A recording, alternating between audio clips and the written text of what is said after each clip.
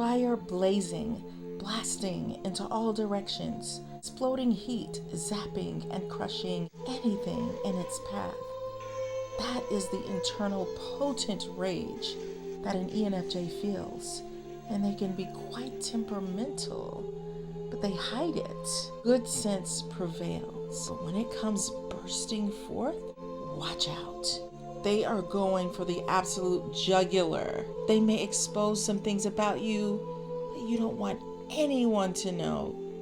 ENFJ anger is powerful, and I can totally relate to everything I just told you because I had an angry outburst this week, and I'm kind of ashamed of it. I might share it with you before I end this video. Actually, I will, but let me build up a little bit of courage first. Do you consider ENFJs to be a hot temper type?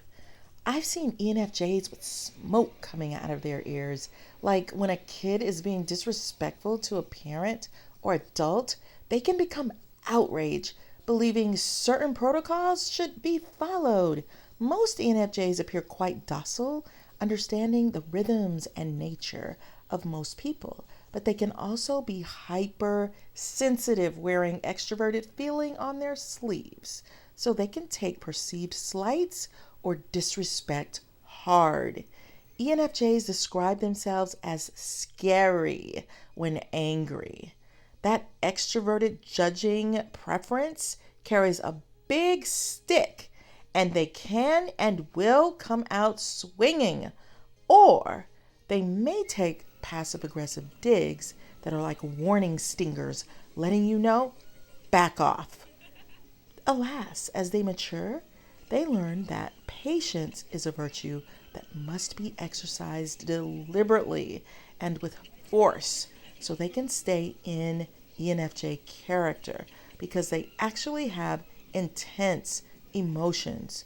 Angry outbursts are kind of painful to them because they're very aware of how their angry impulses hurt others, which can lead them to feel deep depression and shame and confusion even when the other person was wrong.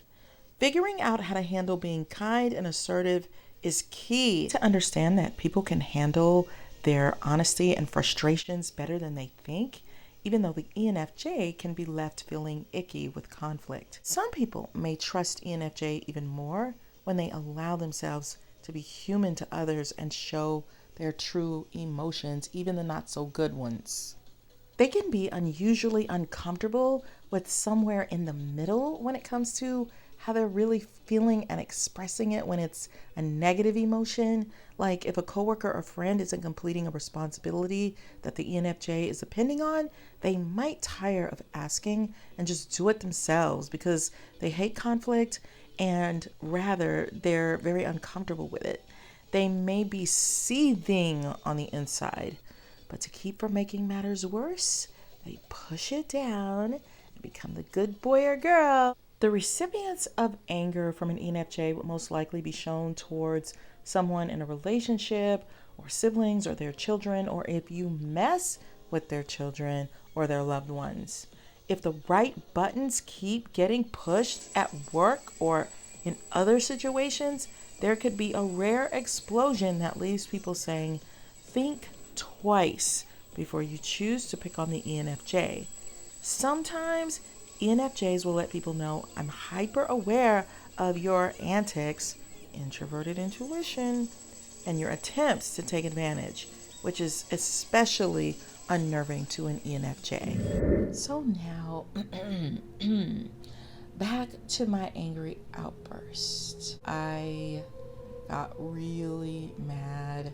I felt very, very disrespected, and I don't know, I'm going to blame it on the weather because I went off. And some people, when they go off and they get really mad, they blank out and they don't remember what they said. I felt totally in control. Like, I know what I'm going to say. And this moment has been building for a long time. And I let a couple of people have it. Okay. and I wasn't very nice. I wasn't nice at all. And one of them shut up and the other one kept going. And I was in such a mood that I was like, I am prepared to do this all day. I'm going to out-talk you. I'm going to over-talk you because you will not disrespect me. And the reason I say that is because I think ENFJs go to great lengths to show people kindness and respect, even when they're frustrated, aggravated, feeling like they're being mistreated, done wrong, all of that. Or they're in a cranky mood. They don't feel like being patient, but they know they need to be patient and they need to be kind and they need to be helpful, or, people are just coming at them. And usually, they're suppressing a lot anyway because they don't want anybody to feel bad. They know how you will feel. And so they generally will exercise patience even when they're not feeling it or they're not in the mood for that. And so it was just one of those moments where I just felt like I'm really tired of being disrespected, blatantly disrespected. I'm not going to tolerate that today. It was honestly just one of those bad days because there was a third person that honestly I feel like this person might have a crush on me and shouldn't.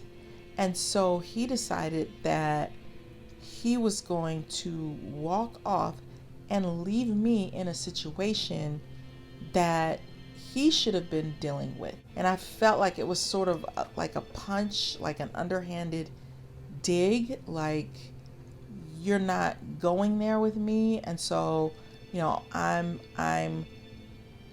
being passive aggressive and I'm ticked and I'm just going to leave and I'm not coming back.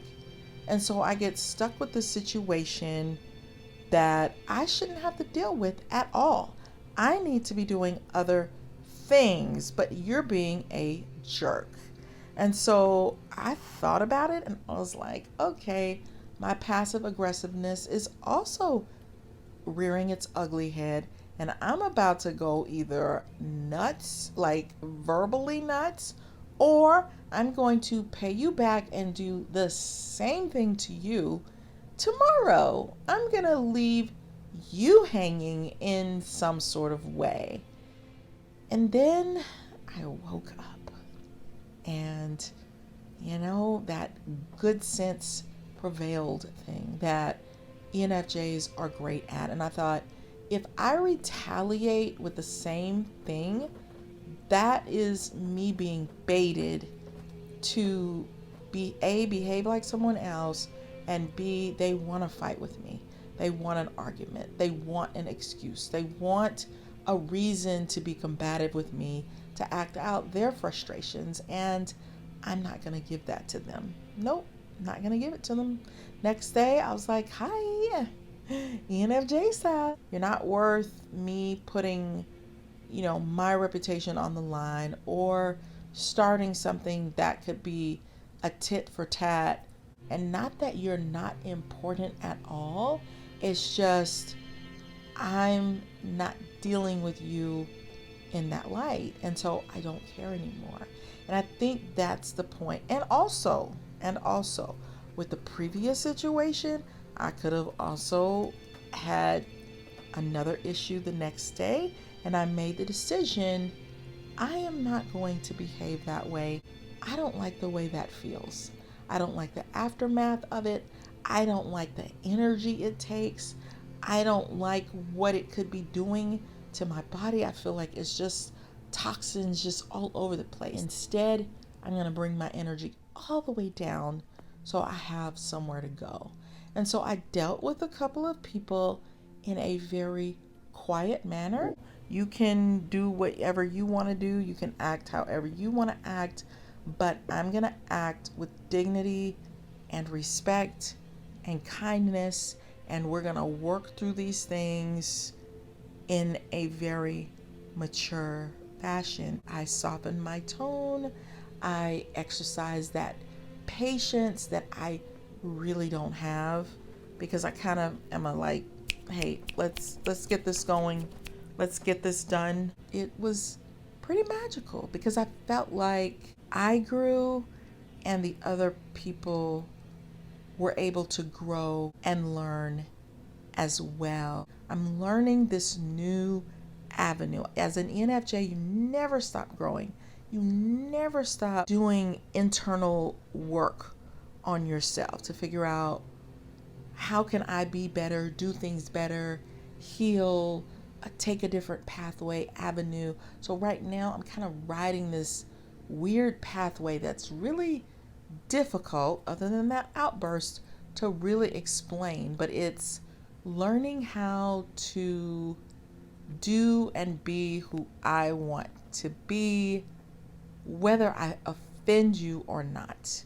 And the goal is to always not offend, and the goal is to stay in character, because when you get out of character, it's weird for everybody. And why be weird in that way? Sometimes you have to make a decision. I turned down an opportunity with somebody recently, and I know they were ticked off. A, they really like you. B, they see something in you, and nobody wants to be rejected, right? But I can't make decisions based on whether you feel rejected or not. I'm looking out for your feelings, but I'm not looking out for what's best for me. I'm learning this weird lane of putting myself first. And I don't know if any other ENFJs have an issue with that, but my guess is that you do. Other types don't. You tell me if this is selfish, because I look at other people and they put themselves first all the time. They don't care if they're stepping on toes. They don't care if they're letting you down. I will always act with as much consciousness as I can. And I definitely will tread as carefully and as tactfully as I possibly can. Let someone down gently. Put my needs first. And I hope that you guys are learning to do that as well. And in life, with different people that we have to deal with, that can be tricky. And that's why I wrote my 2 books, Flip the Script on Love, which is about love, romance, getting to the love that you want, healing, and then The Workplace Narcissist is all about difficult people. And both of these books were very therapeutic for me, and I think they will be very therapeutic for you and help you reach a new level. I will also put an ENFJ playlist because I've done over 100 ENFJ videos. If you watch my videos, you are going to think differently about ENFJs, and you will be enlightened in a way that you never have. So thank you for hanging out with me, and I'll see you guys on the next video. Bye, wonderful friends.